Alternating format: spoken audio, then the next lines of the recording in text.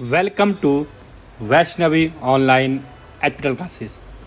आज हम HP TET arts का पेपर जो कि आज हुआ है उसकी साइकोलॉजी सेक्शन डिस्कस करने जा रहे हैं। तो पहला ही क्वेश्चन आया हुआ है कि बार्टसन और स्किनर जो हैं वो किस स्कूल ऑफ साइकोलॉजी से बिलोंग करते हैं। तो जो बार्टसन है वो कौन से स्कूल से करते हैं, वो बिहेवियरिज्म के फादर थे। किसके फादर थे? बिहेवियरिज्म के। तो बिहेवियरिज्म से बिलोंग करते थे। अब फंक्शनलिज्म से कौन बिलोंग करता है? वो विलियम जेम्स हो सकता है, फिर आपका किंडरगार्टन के फ्रोबेल हो सकते हैं, या फिर जॉन डीबी भी हो सकते हैं। कॉग्निटिव डेवलपमेंट के बारे में किसने कहा था? वो पियाजे ने दी थी थ्योरी। सोशल और कल्चर के बारे में किसने कहा था? तो वाइगोस्की ने कहा था। Answer will be your first. आगे आपको क्वेश्चन आया है psychologist who work with person that suffer from motivation. जिसको मोटिवेशन या इमोशनल प्रॉब्लम होती है वो किसके पास जाता है? वो काउंसलिंग साइकोलॉजिस्ट के पास जाता है। किसके पास जाता है? काउंसलिंग साइकोलॉजिस्ट के पास। वो क्लिनिकल के पास नहीं जाता है। क्लिनिकल वाला क्या करता है? दवाई देता है। लेकिन जो काउंसलिंग वाला है वो काउंसलिंग करता है कि कोई चीज़ उसको प्रॉब्लम क्या है, उससे बात करेगा, उससे बात करके उससे बीमारी का पता लगाएगा। तो वहाँ हम क्या करते हैं? साइकोलॉजिस्ट। जो क्लिनिकल साइकोलॉजिस्ट होता है वो क्या करता है? आपको दवाई देता है। तो क्लिनिकल साइकोलॉजिस्ट की जरूरत नहीं होती है। आगे पूछा है who propose that the equation B is equal to F P dot E which suggest the behaviour is a product of person and her environment. Person और इन्वायरमेंट के बारे में जो कहा था वो कर्ट ल्यूइन की थ्योरी है। कर्ट ल्यूइन की थ्योरी लर्निंग की थ्योरी है, जो कि कोग्निटिव डेवलपमेंट की थ्योरी है। किसकी है? कोग्निटिव डेवलपमेंट की थ्योरी है। उसको हम बोलते हैं cognitive field theory. Cognitive development नहीं, लर्निंग की थ्योरी है। किसकी है? लर्निंग की थ्योरी। उसको बोलते हैं हम cognitive field theory. Cognitive field theory. आगे आपको पूछा है, जैसे बार्टसन के बारे में आपने पढ़ लिया, बंदूरा ने कोग्निटिव डेवलपमेंट की थ्योरी दी है, विलियम जेम्स क्या थे, इनके बारे में भी आपको पता होना चाहिए।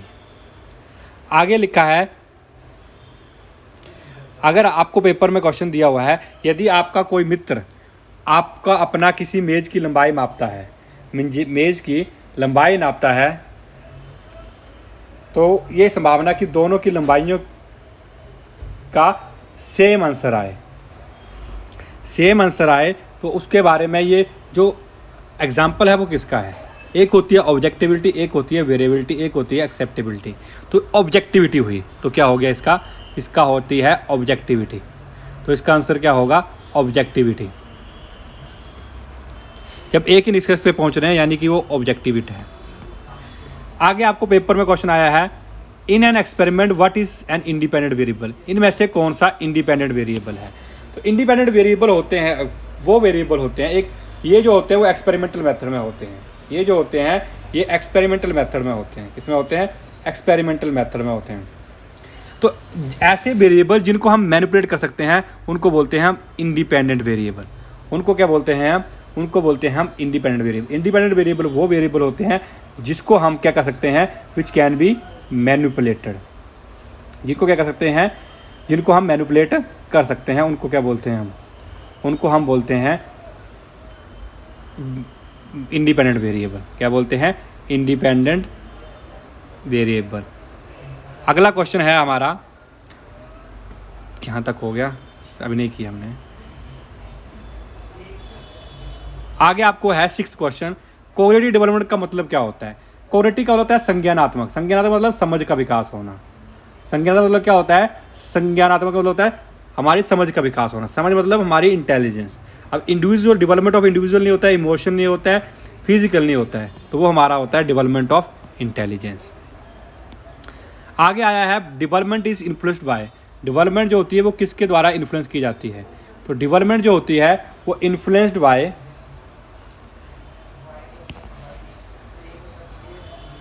बाय वो देखो डेवलपमेंट किसका होता है? हमने पढ़ा होता है डेवलपमेंट होता है नेचर और नर्चर। किसका होता है? नेचर और नर्चर के बारे में। अब देखो नेचर क्या होता है? That is heredity. और नर्चर क्या होता है? इन्वायरमेंट। अब यहाँ देखो नेचर क्या हो गया? बायोलॉजिकल।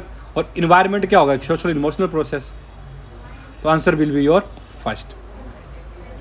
आगे आपको पूछा है कि सेंसरी मोटर, पियाजे की सेंसरी मोटर में स्टेजिस में क्या होता है? तो वो 0 से 2 साल होती है। और 2 से 7 क्या होती है, ये सेंसरी मोटर होती है, ये क्या होती है, सेंसरी मोटर स्टेज होती है। और 2 से 7 क्या होती है, पहले होगी सेंसरी मोटर स्टेज, दूसरी होती है प्री ऑपरेशनल स्टेज, ये होगी प्री ऑपरेशनल। ये क्या होती है, कंक्रीट ऑपरेशनल, और ये क्या होती है, फॉर्मल ऑपरेशनल। आगे पूछा है which of following theorist propose that the 8 stages of psycho social development. तो साइको सोशल डेवलपमेंट की थ्योरी किसने दी है, वो इरिक्सन ने दी है। फ्रूड ने कौन सी दी है, साइको एनालिटिक, कौन सी दी है, साइको एनालिटिक। अल्बर्ट मैस्लो ने कौन सी दी है, self actualisation theory, self actualisation बोलते हैं, या फिर हम इसको बोलते हैं theory of hierarchy of need. अगला आपको क्वेश्चन आया है the process of incorporating new information into existing schema, यानी कि आपके पास स्कीमा बना हुआ है, अगर स्कीमा में इन्फॉर्मेशन को ऐड करते हैं तो उसको बोलते हैं हम एसिमिलेशन। अगर चेंज लिखा होता तो अकोमोडेशन होता है, तो answer will be your assimilation. आगे पूछे IQ का फार्मूला, तो IQ का formula MA divide by CA into 100 होता है। लेकिन IQ से क्वेश्चन क्या आता है और भी पता होना चाहिए। IQ का जो टर्म दी है वो दी है टर्मन ने, कंसेप्ट पूछेगा IQ का तो वो स्टर्न ने दिया है, और मेंटल एज पूछेगा तो वो बिने ने दी है, और IQ का फर्स्ट टेस्ट किसने दिया था, IQ का फर्स्ट टेस्ट जो दिया था वो भी बिने ने ही दिया था। तो ये क्वेश्चन बड़ी बार कंफ्यूज करते हैं, लेकिन आने चाहिए, क्या पता आपको अगली बार न्यूमेरिकल आ जाए।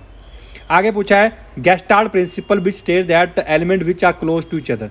जो क्लोज टू क्लोज होते हैं उसको हम ग्रुप की तरह देखते हैं, तो वो बोलता है प्रिंसिपल ऑफ प्रॉक्सिमिटी। क्या बोलता है, प्रिंसिपल ऑफ प्रॉक्सिमिटी, यानी कि निकटता का सिद्धांत। जितने निकट होंगे वो एक ग्रुप दिखता है, ऐसे मान लो ये 3-4 ये हो जाएंगे, ये है, तो हम इसको एज ए ग्रुप देखेंगे, अलग अलग नहीं देखते हैं, तो इसको हम बोलते हैं प्रिंसिपल ऑफ प्रॉक्सिमिटी। आगे पूछा है तो प्रोसेस बाय बीच, तो ये पेपर का बहुत इंपॉर्टेंट क्वेश्चन है, बहुत बार आता है पेपर में कि मीनिंगफुल सेंसेशन को क्या बोलते हैं। हम कोई चीज़ सेंस करते हैं और उसका मीनिंग लेते हैं, जैसे आप किसी को देख रहे हैं, किसी का व्यवहार कर रहे हैं और उसका दिमाग में हम मीनिंग निकालते हैं और उसका हम परसेप्शन करते हैं, तो answer will be your perception. तो वो क्या होगा, परसेप्शन।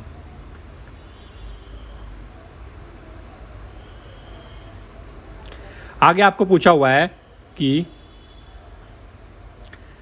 क्लासिक कंडीशनिंग किसने दी है। ये तो डॉग के ऊपर किसने किया था, तो पेवलोव ने किया था, ये सभी को पता है। स्किनर ने जो किया था वो रैट और पिजन के ऊपर किया हुआ था, ये पेपर में क्वेश्चन आता है। सिगमंड फ्राइड ने मेल इसके ऊपर किया था, तो ये भी पेपर में। हार्वर्ड गार्डनर ने कौन सी इंटेलिजेंस की थ्योरी दी है, तो ये थ्योरी ऑफ मल्टीपल इंटेलिजेंस दी है। प्राइमरी मेंटलिटी की किसने दी है, LL थरस्टन ने दी है। किसने दी है, LL थरस्टन ने दी है। ट्रायल की किसने दी है, स्टर्नबर्ग ने दी है। किसने दी है, स्टर्नबर्ग ने दी है। 2 फैक्टर किसने दी है, स्पीयरमैन ने दी है। तो ये भी क्लियर हो गया। आगे आपको पूछा है कि किस टेस्ट में हम वुडन ब्लॉक यूज़ करते हैं, तो वुडन ब्लॉक जो हम यूज़ करते हैं वो हम कोह ब्लॉक डिज़ाइन टेस्ट में करते हैं, जिसमें ब्लॉक दिए होते हैं उनको वुडन ब्लॉक को अरेंज करना होता है, तो वो कौन सा होता है, कोह ब्लॉक डिज़ाइन टेस्ट। ये पेपर में क्वेश्चन आता है, और ये नॉन वर्बल टेस्ट होता है और परफॉर्मेंस टेस्ट इसको बोलते हैं, ये भी याद रखना। और ये इंडिविजुअल परफॉर्मेंस टेस्ट है, ये पेपर में बड़ी बार आता है। आगे पूछा है to refer to an individual to underline the potential acquired skill. तो जब हम किसी स्किल के बारे में ज़्यादा नॉलेज रखते हैं तो उसको हम बोलते हैं एप्टीट्यूड। क्या होता है, वो हमारा एप्टीट्यूड होता है।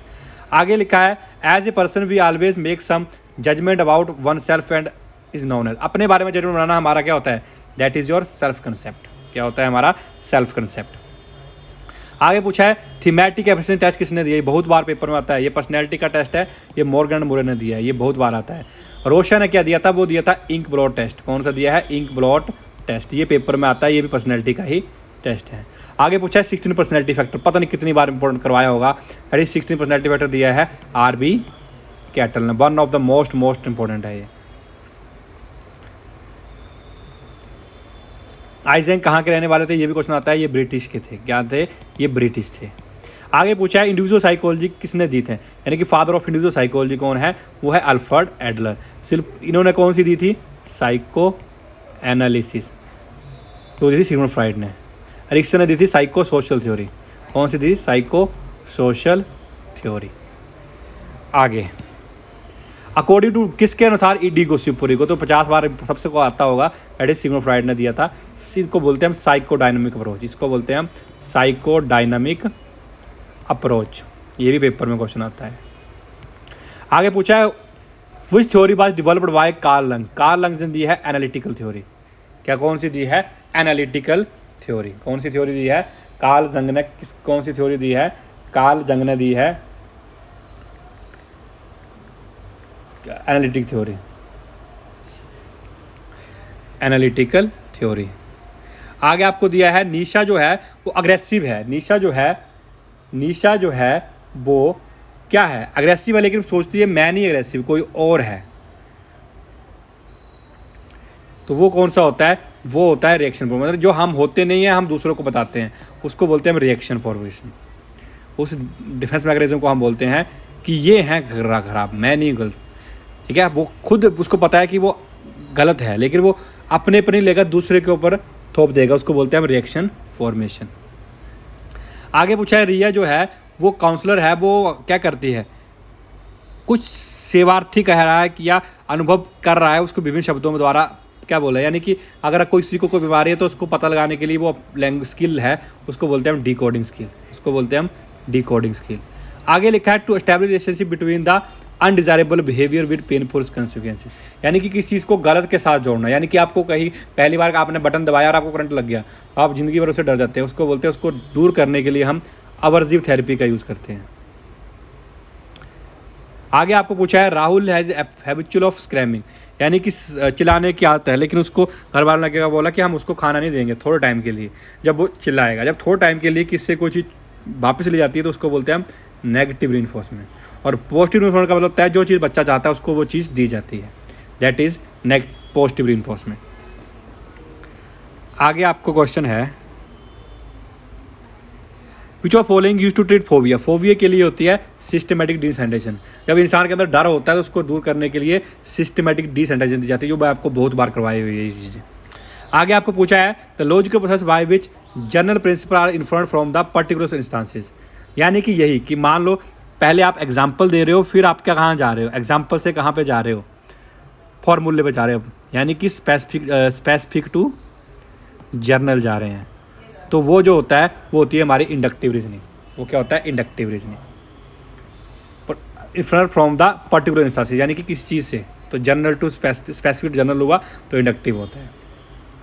आगे पूछा है memory process in which newly learned information prevented retrieval of previously stored information is known as, उसको बोलते हैं प्रोएक्टिव।